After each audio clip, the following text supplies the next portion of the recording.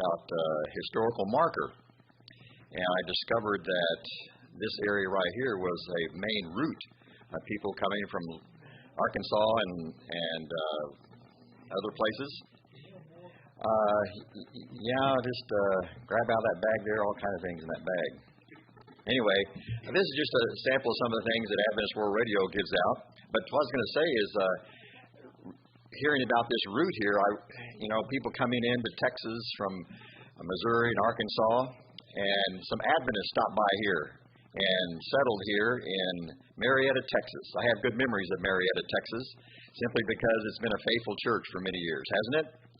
When I was pastoring in Tulsa, I had a church member, Nadine, who died and wanted to be buried here in Marietta, so I came down from Tulsa to have her funeral right here in Marietta.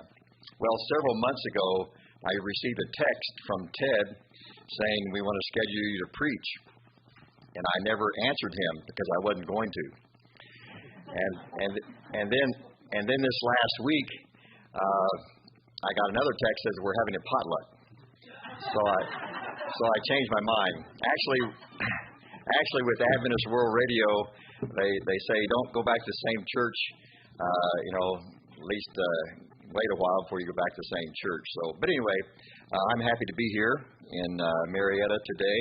Adventist World Radio has a new name, AWR 360. And if you don't remember that at all, be sure and take your phone and put the app in your phone, AWR 360. That's the app for Adventist World Radio. You get all the stories, all the things, exciting things that are happening around the world with Adventist World Radio. Dwayne McKee is the president of Adventist World Radio. And Dwayne McKee is Mission, Texas right now. Anybody even know where Mission, Texas is? Mission is on the border, around the border of Mexico. And because of Adventist World Radio and the finances, Adventist World Radio sponsored 300 evangelistic meetings in Texas. They're going on right now. In Brownsville, anybody know where Brownsville, Texas is? Down at the very tip. They put out their advertising there in Brownsville, Texas, and they had such opposition to the meetings, such conflict that the Texas conference hired a policeman to be there every night, because they were putting on the sign swastika and devil. As a result of those meetings in Brownsville, Texas, they think that the policemen were influenced more than anyone else, because they were there every night, different policemen every night there in those meetings in Brownsville, Texas. Well, Adventist World Radio, most of you are familiar with it, came here before and gave a sermon about it and that. But in 1971, Adventist World Radio began. And there was a man by the name of Alan Steele. He was still in college, and the General Conference came to him and asked him if he wouldn't mind starting a radio station sponsored by the General Conference. And he says, okay. So him and his wife were sent to Portugal, and in a very short time they had 20 stations. They used old World War II equipment that was left over. They had to put these equipment together, and they started Adventist World Radio. Today we have 1,200 stations around the world, speaking in over 100 languages around the world. When I was in college back in the early 70s, I remember them raising funds for a radio station on the island of Guam. You might remember that yourself. And they raised $1 million to put up these towers. That one station reaches 3 billion people. All of India. That's over 1 billion people. All of China, that's over 1 billion 4. And everything in between, Indonesia, Vietnam, Korea, those places. So these stations are reaching the world, speaking different languages, and people are responding. The downloads, thousands of downloads every single day. People are responding. And what Dwayne McKee has encouraged is let's follow up these interests. And so on the island of the Philippines, we started a answering system. If you call someone needing help with technology today, you might get someone, they speak a little bit different, and they're probably on the island of the Philippines. Well, we have young people there, about 40 young people, and they're answering the phone 24 hours a day, 7 days a week, and they're responding. They're wanting people to learn about Adventism. They're not just, we're getting the interest. No, they're following up the interest. and they're responding, and thousands are being baptized around the world right now. The last time I was here, we were beginning to work in the Philippines, and there they have these generals, these rebels. People have been in rebellion against the government there for over 40 years, and these generals have been listening to the Adventist World Radio on these God pods, these little radios that only get Adventist messages, by the way. And so they were listening to those little radios, and they began responding. And now we have baptized over 10 generals. The government of Philippines says if you join the Seventh-day Adventist Church, we'll dismiss all your crimes from the past. And so they're joining the Adventist Church, and they're giving up killing people. Some of these people have killed lots of people with their guns. They've given up their guns. And so Adventist World Radio is making a real impact all over the world, and it's been a blessing. And so people responding, one of the things that Dwayne McKee asked us, and there's over 70 of us, retired pastors in North America that are going around. I cover East Texas, Oklahoma, Arkansas, and Louisiana. Not too big a territory, but one guy in Arkansas, he's kind of retired now, so I'm taking his place. But anyway, we go out. I don't go out every Sabbath, but every few Sabbaths we go out. Next week I'll be in Fort Smith, and 2 weeks after that in Mena, and then back in Texas, going to churches. And most important thing we're telling people is thank you for your prayers for Adventist World Radio. And this literature that you have there is just an idea of some of the things that are happening, the stories. If you're listening to 3ABN, you get the stories all the time. Wonderful stories, wonderful conversion stories. Amazing what's happening because people are listening and they're downloading the messages and they're responding to our message is going to all of the world. It's the Three Angels message. I'm proud to be a part of that. God is doing marvelous things, and He's giving people an opportunity to hear the message of salvation.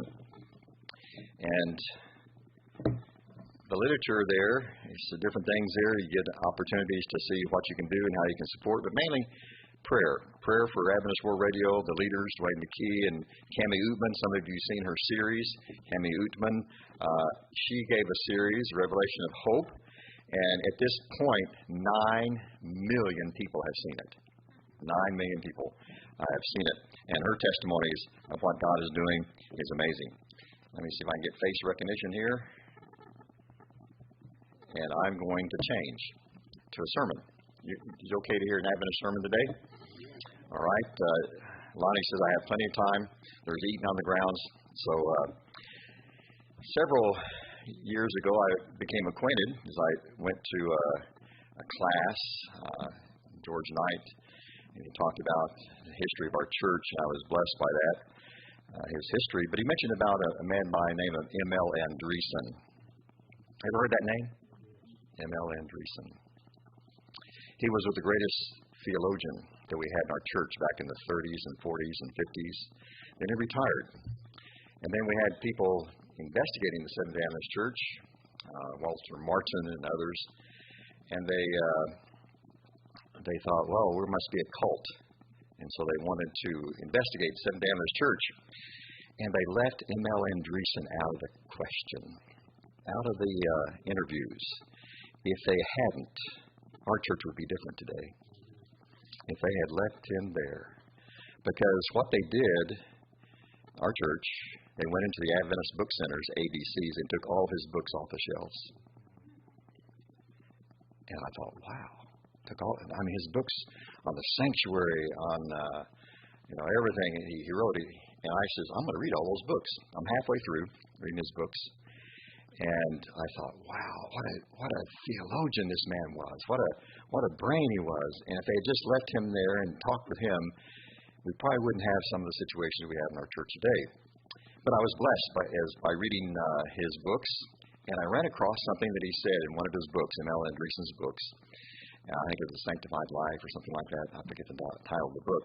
But I ran across something he said about the Sabbath. He said something about 7 Sabbaths. And I thought, wow, that's interesting. So I read it carefully, and I want to share it with you today. 7 Sabbaths. There have been many noteworthy Sabbaths on earth. In view of the great things that they have commemorated, these different Sabbaths. But there's 7 Sabbaths that I want to talk about today. I will call attention to 2 of these that have already happened. And then 5, they're going to happen. And one of them can be happening right now, of course. They're all of special import and connected with great events. The first Sabbath. That was a Sabbath of the creation week. Did it happen? There was a first Sabbath, wasn't there?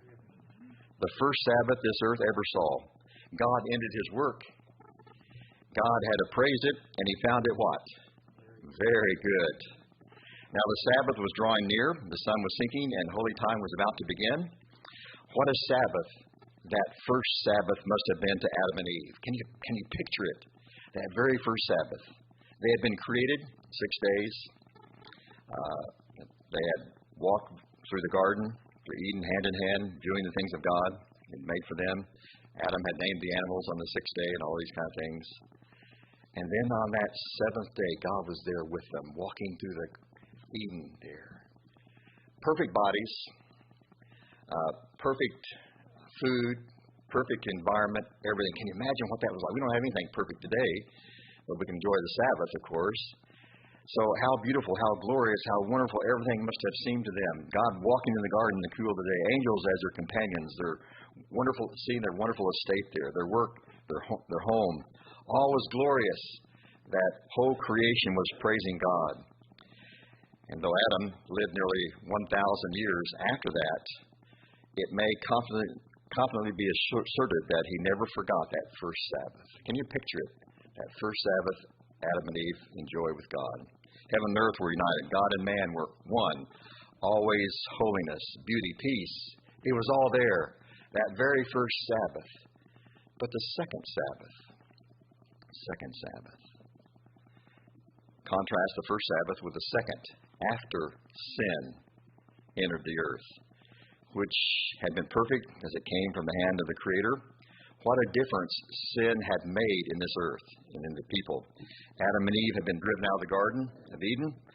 They no longer hear God's footsteps there or meet Him in the quiet evening. Angels were guarding the way to the tree of life. Sinful men and women are shut out of paradise. They cannot go back there now to earn their bread and sweat of their face. They had to work. It was different. That Sabbath must have remained on Adam's memory as long as it lasted, that very first Sabbath after sin. He must have told his descendants again and again at the time that he was in the garden and also the time when he was shut out. He must have warned them of the cost of disobedience and just little things. I mean, all those trees, and they picked one tree. He warned them about that. He had learned his lesson, but the result of sin continued to curse the world, even though he had repented of his sin and God forgave him. Fearful has been the history of man since that fall. That first sin brought murder in the next generation. And within 7 generations, men's hearts were only evil continually. Thank God we're nearing the time when sin will be no more. How many Sabbaths have we covered? First Sabbath, second Sabbath, third Sabbath. Ready for the third Sabbath? 6,000 years had passed since that fateful second Sabbath. We're now nearing the last Sabbath that this whole earth, this whole world will experience when the Son of Man will come back in the clouds. When that day will come, no one knows, but it is nearing. Can't you feel it? It's nearing. It is coming surely, and some Sabbath will be the last Sabbath. And that's what we're talking about right now, the very last Sabbath. Will there be a last Sabbath on this earth? Yes, there will be. There will be a last Sabbath. What a day it will be. All the signs of Christ's coming have been fulfilled. Men have taken their stand for or against His message of salvation. Wonderful signs, portents have appeared. The plagues have been and are still following. God's people are passing through a time of Jacob's trouble, and the supreme hour is at hand. Some of God's faithful ones are in secret recesses of the mountains. Some are in the heart of the earth, hiding. Some are incarcerated in prison cells. The time has been set for the execution of all who will not worship the beast in his image. Revelation 13, verse 1, and he had power to give life into the image of the beast, that the image of the beast should both speak and cause that as many as would not worship the beast should be killed. Is that going to happen? That's going to happen. That's going to happen. It is a time of fearful anguish for God's people. They cry day and night to him for deliverance. God, help us. Help us. But he delays answer until the appointed time shall come. What a solemn Sabbath that last Sabbath on earth will be. We know that God will deliver his people, but there will be little to point to at that last Sabbath as evidence that they will be saved. Well, isn't that true? We don't know. With Job, they will say, though he slay me, yet will I serve him. Job 13, verse 15. And whatever the outcome, they're going to be faithful to God. Death may stare them in the face, but nothing daunted, they will maintain their faith until the end. The last Sabbath will be most solemn one, a day of deep heart searching at earnest prayer. So that last Sabbath, I kind of think, I don't know where I've heard this, but deliverance comes at midnight. And so that last Sabbath, we've been keeping it, we've honored it. Wherever we are, whatever situation, we've honored that last Sabbath. And then deliverance comes at midnight. But there's a fourth Sabbath. This is the Sabbath following the last Sabbath on earth. And again, what a Sabbath that will be. The resurrection has taken place. The Lord has come. Loved ones have been separated by death or reunited, and all are on the way to heaven. Their trials are past. Their labors are ended. At last, they're safe. And only the Sabbath before, they were down on the earth, face to face with all the powers of hell. They were threatened with death. They were imprisoned. They were suffering. They were in soul anguish. But now it's all changed. They're free. They are happy. They are saved.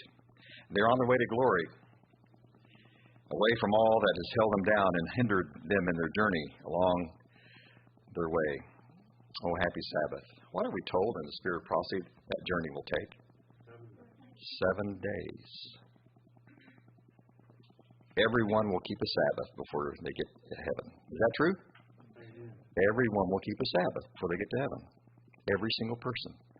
And there's many people who've never kept the Sabbath, been faithful in their church, and God will bless that too. But they're going to have the privilege of keeping the Sabbath on the way to heaven, that 7-day journey. Isn't that wonderful?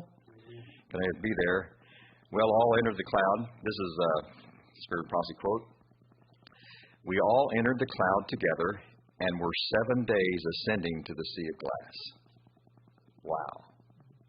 When Jesus brought the crowns and with his own right hand placed them on our heads, he gave us harps of gold and palms of victory.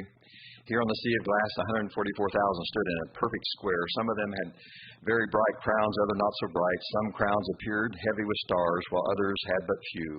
All were perfectly satisfied with their crowns, and they were all clothed with a glorious white mantle from their shoulders to their feet. Angels were all about us. We marched over the sea of glass to the gate of the city. Jesus raised his mighty, glorious arm, laid hold of the pearly gate, swung it back on its glittering hinges, and said to us, "You have washed your robes in my blood." Stood stiffly for my truth, enter in. We all marched in and felt that we had a perfect right to the city. On the way to heaven, 7 days. So as I pictured it, that midnight deliverance, and then first day, second day, third day, fourth day, fifth day, sixth day, seventh day, spending Sabbath with God. And the next day, the fifth Sabbath. What a Sabbath that will be. Where's it going to be? It's going to be in heaven. To the saints, it will be like a dream. All will be so much more glorious and wonderful that even the most vivid imagination cannot picture it. There's a throne, and there is God. There's a Lamb. They're all saints of all ages. Their trials were ended. Their warfare is accomplished. They shall hunger no more, thirst any more. The sun shall not light upon them, and no plague come near their dwelling. Those from whom they have been separated will be there, and nevermore shall there be any parting, nevermore any more tears or sorrow All shall be joy, everlasting joy, and sorrow and sighing shall flee. Glorious day, that first Sabbath in heaven. Isn't there going to be a Sabbath in heaven? Oh, the Bible tells us about it. From one new moon to another, come together and worship. 2 Corinthians verse 9, 2 verse 9. Eye hath not seen nor ear heard, neither hath entered the heart of man the things which God hath prepared for them that love him. We will exclaim, it is real. Am I really here? Is it real? Am I in heaven? Can you picture that? Did I make it? The first Sabbath in heaven. First Sabbath in heaven will be almost too much for us. Is this what Paul says when he says, almost too good to be true? Too good to be true. For 1,000 years we will enjoy what? The hospitality of heaven. Keeping the Sabbath. We'll become acquainted with them. We'll learn of the many times angels have guarded us and protected us. Many times the angels has helped you find those keys. Many times that you have been lost and found. We will not fear death anymore. No more sickness, no more funerals, no heartaches, no parting. What a wonderful experience it will be to meet the saints of old. Talk to them. Talk to John. What was that boiling pot like, as we talked about in Sabbath school this morning? The martyrs, the kings, the heroes of old, the mighty men of God, Peter and James and John, Moses, Abraham, Isaac, Ezekiel, Noah, Adam. And for that Sabbath in heaven will be joy unallowed. It'll be so wonderful. Heaven. And it will continue throughout the coming years. From one Sabbath to the other, we'll come to worship God. Sabbath. Then we will see his face, that wonderful, beautiful, loving, tender face. We will see those hands that were wounded for us, and we'll hear his voice that will thrill the soul. We will look upon him who was bruised for our iniquities and wounded for our transgressions. And as he leads us by the still waters, he restores our soul. Our cup will run over. What a joy that will be. At last we shall be satisfied as we awaken his likeness, and he shall be satisfied as he sees us in the travail of his soul. What a wonderful day that first Sabbath in heaven will be.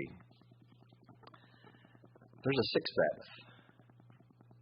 Can you tell I'm coming down to the end of the seventh Sabbath? 1, 2, 3, 4, 5, 6. There's a sixth Sabbath.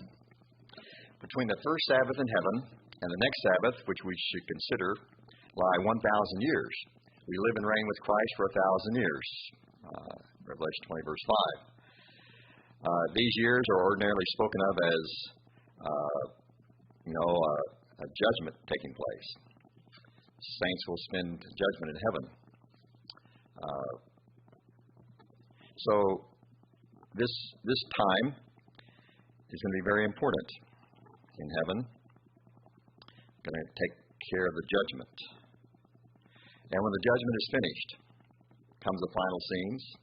Second resurrection takes place. What happens after the 1,000 years? We're down in this earth. Okay. The resurrection of all the wicked. New Jerusalem comes down. City comes down. Wicked surround it. Won't spend much time on this. Wicked surround it. Fire comes out from God and devours them. It's all done. Revelation 20, verse 9. And they went upon the breadth of the earth and compassed the camp of the saints about and the beloved city, and fire came down from God out of heaven and devoured them. And the devil that deceiveth them was cast into the lake of fire and brimstone, where the beast and the false prophet are, and shall be tormented day and night forever and ever. So the destruction of sin is taking place. Sin is no longer. The earth, the universe is free. Finally, it's free. Eden is restored, and once more God will dwell with them, the man on the earth made new. Isaiah 66:22. For as the new heavens and new earth, which I make, shall remain before me, saith the Lord, so shall your seed and your name remain. And it shall come to pass that from one new moon to another, and from one Sabbath to another, shall all the flesh come to worship before me, saith the Lord. So this first Sabbath on the new earth, we're told we have a home in the country and a home in the city. I take lumber to Dallas twice a week, and from my brother's sawmill over there in DeKalb, and I go to some homes, fancy homes in Dallas. And one home, just the windows cost $3 million, just the windows. I went to a home last week. They wanted all this fancy trim all over their house. Probably $1 million home. But we're going to have a home in the country and a home in the city. I want Texas. What are you going to take? No. Maybe Oklahoma. That's where I'm from, Oklahoma. Maybe Oklahoma. And I heard a great voice out of heaven saying, "Behold, the tabernacle of God is with men, and he will dwell with them, and they shall be his people, and God himself shall be with them and be their God. And God shall wipe away all tears from their eyes. There shall be no more death, neither sorrow nor crying. Neither shall there be any more pain, for the former things are passed away. No more sin, no more death. And he that sat upon the throne said, Behold, I make all things new. And he said unto me, Write, for these words are true and faithful. The first Sabbath on the earth, on this earth, wonderful day. First Sabbath on this earth. Will it should be kept? What if someone comes along and says, Well, we're under the law again, legalism? I guess they just won't be there. So, 6 Sabbaths.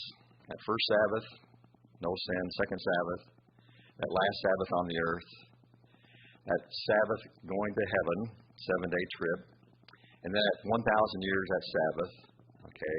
And then that first Sabbath, after the 1,000 years, first Sabbath on this earth. Is that going to happen? That's going to happen. I didn't make this up. And Mel Andreessen didn't make it up either. It's true.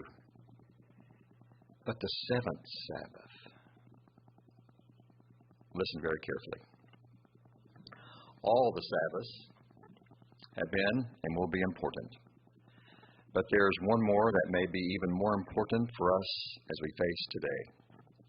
It is this Sabbath. This Sabbath.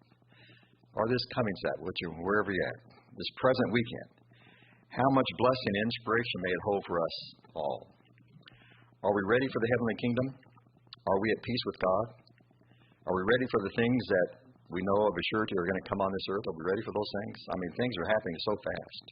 What are we going to have to do? Take shots the rest of our life? I hope not. Does God take care of his people? Yes, he does. Let us make this the most important Sabbath. Giving ourselves to God by rededicating ourselves. Every Sabbath we have that opportunity of rededicating ourselves to God. Looking forward to the Sabbath. Enjoying the Sabbath. Let us all unite in such a consecration of the Sabbath. The Sabbath has been a blessing to us as a people. It's who we are. It's in our name, Seventh-day Adventist. I'm proud to be a Seventh-day Adventist, aren't you? I'm not going to throw in the towel. You know those people that were on the boat? I mean, it was a stinking mess on that boat, that ark. But none of them jumped ship. I'd rather be in the ark and say, this is God's ark of safety. And every Sabbath you meet here. And I'm so thankful for the Marietta Church. We're trying to start a little church in DeKalb. It's not easy, is it? Not easy to keep churches going. We've had, because of COVID, so many people have stopped coming. Don't be afraid. Don't be afraid. God's going to take care of his people. God's going to keep us healthy. And God's going to help us to be ready for his coming. But that 7th Sabbath is now. That 7th Sabbath is for us right now as we gather together every Sabbath. May God help us to be those people that he will take to heaven with him and enjoy all those Sabbaths. It's coming. It's coming soon. And I want to be ready, don't you? Let's stand together as we sing our closing hymn, which is Great is Thy Faithfulness. I'm not sure what number that is. Do you know? Number 100. 100? 100, page 100. Let's sing together.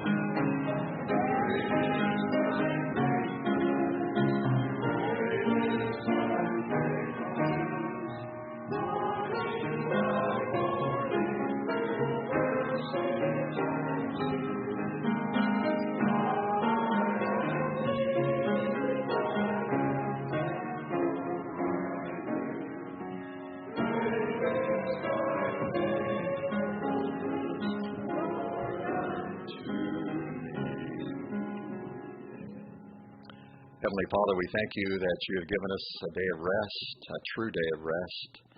Rest from all the burdens of sin because you promised to forgive us. Not for long ages. Evolution teaches that it takes a long time to do something, but God says immediately. Immediately you forgive us. Immediately you transform us and you give us hope. Thank you for the Sabbath that teaches us of that beautiful rest that we can all have. May we all enjoy that rest soon. The world is getting old. It's waxing old. And things are happening all around us that we don't even understand, but you're in charge. We thank you that you're in charge of this world. And may we let you be in charge of our life today. And we thank you for hearing and answering this prayer in Jesus' name. Amen.